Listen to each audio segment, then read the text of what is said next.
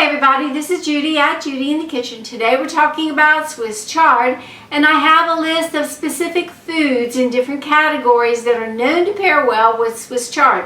So if you're looking for some new recipe ideas, or if you're new to using Swiss chard and you want to know what to fix it with, hopefully this will help you out.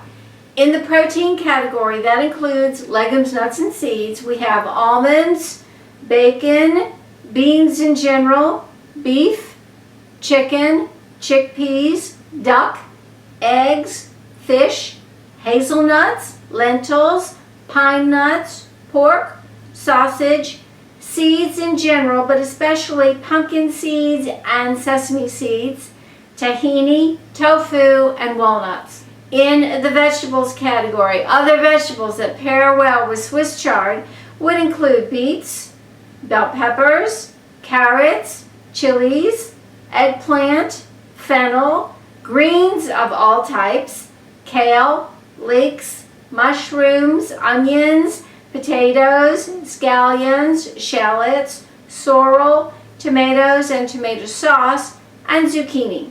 In the way of fruits that pair well with Swiss chard, it would include apples, coconut, currants, lemons, that includes the juice and the zest, limes, also the juice and the zest, olives, oranges, the juice and the zest, and raisins. In the grains and grain products category, there is breadcrumbs, bulgur, millet, noodles, pasta, polenta, quinoa, rice, and wheat berries.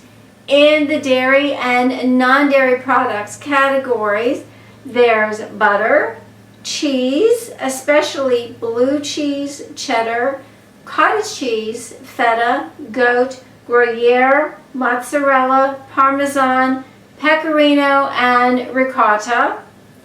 And then there's cream, mascarpone, sour cream, and yogurt.